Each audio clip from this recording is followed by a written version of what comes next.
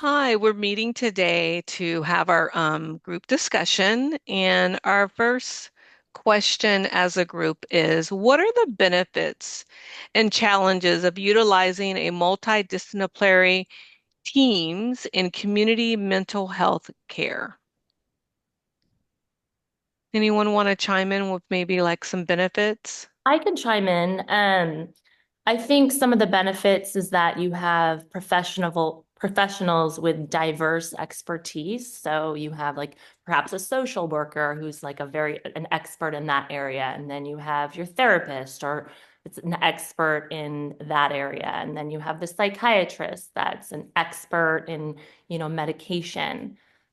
So it allows for like a more comprehensive and well-rounded sort of treatment with all these different experts, like in from different angles. Yeah, like offering their different perspectives. I Um, I also think a benefit is, oh, I'm sorry. no, go, because I was gonna do a challenge, so go ahead. Okay, one of the benefits is that for the person in treatment, you kind of feel like you have a tribe behind you, or maybe if you've lived your Mm, life, Hmm. so if you've lived your life kind of solitary or feeling apart or stigmatized, maybe for the first time or at small amounts of time you finally feel like there's more than one person who believes in you. They're part of mm, a team. Like you feel their energy, you feel their healing power. Like just being surrounded by a group of people that have your interests and feel authentically interested in you and their belief that you can be better, do better, find some healing there. yeah. Yeah, that's actually a really Yeah. good one. I didn't think of that Mhm. one.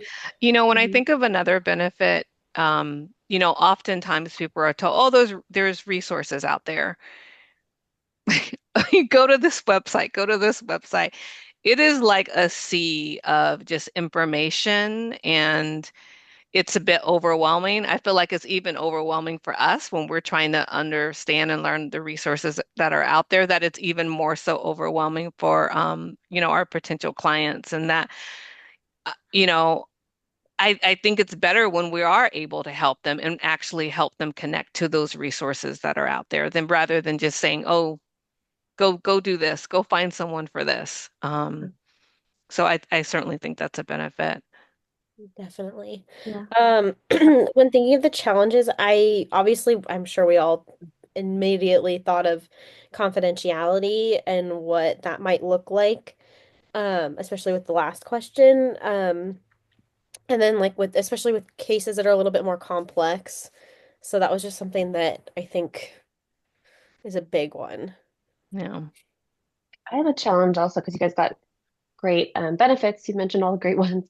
But I was thinking maybe if you have all these different, like a psychiatrist, maybe like an addiction specialist, or all these different people involved, they might have different approaches or different goals for the Mm, client. And maybe it might be hard to keep track of all of them and maybe the patient or the client as well. So, Definitely. yeah. Also, maybe like clarity of roles, like is everybody like, stay in their lane, I guess, the professional. Mm, So Mhm. that could get a little bit ambiguous or fuzzy. And then oftentimes like coordinating, I could imagine coordinating meetings with all these people is like yeah. kind of Mhm. hard to figure out time. And that's like takes a lot of time. And if it works in so and so schedule and so schedule. So like coordinating all the meetings with all the different professionals could be Yeah.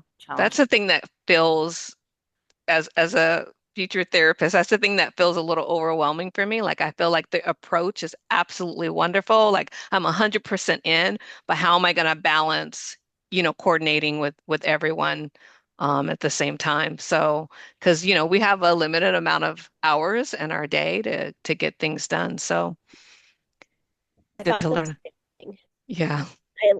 Listening to her talk about it in the lecture, I was like, oh my God, that sounds like a lot of things I'd not thought about.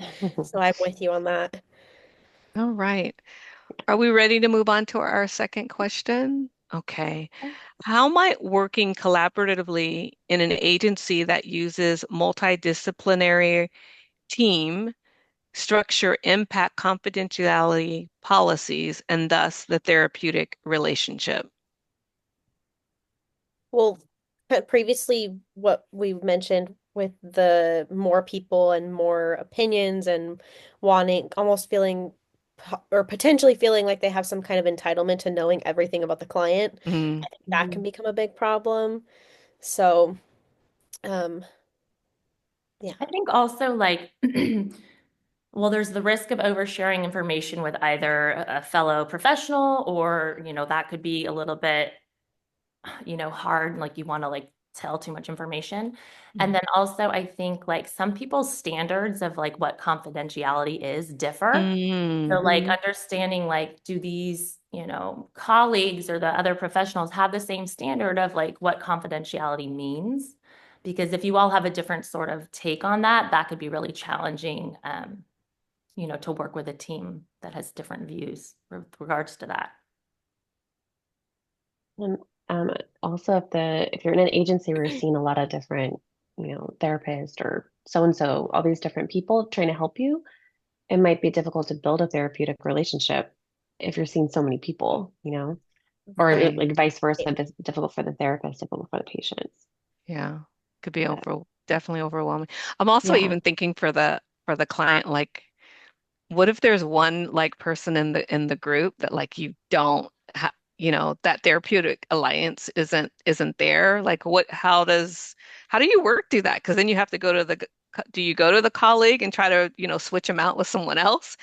That right, that works better for the client, Yeah. or Mhm. that's kind of interesting because you're working with a number of different people. That's interesting. Yeah, like what if all the personalities don't gel and like it doesn't feel safe for some And reason? then creates Yeah. bigger Like the, problems. the psychiatrist like creeps them out, but then like Hmm. I don't know, like Right. some weird thing Yeah. That'd like be that. horrible. Yeah.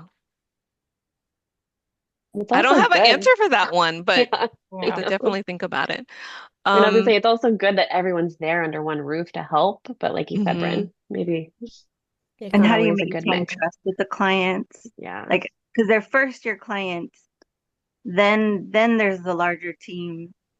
So the priority would probably be your communication, collaboration with your client as a one-on-one. Mhm. Yeah.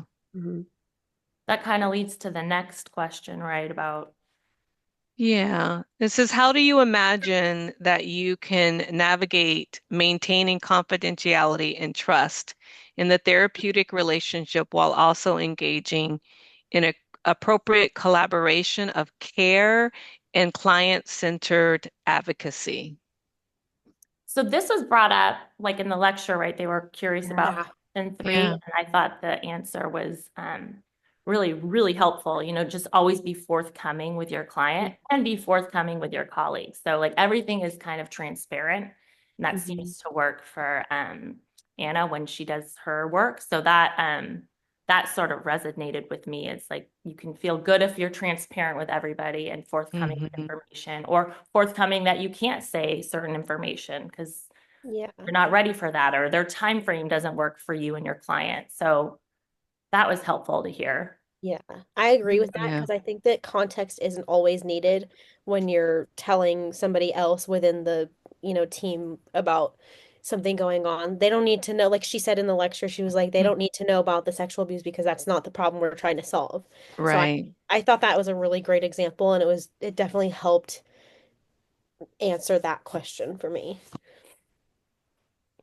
Me I too. think the big part of that for me is um I don't know if the hard part is the confidentiality part, maybe so much as the advocacy part.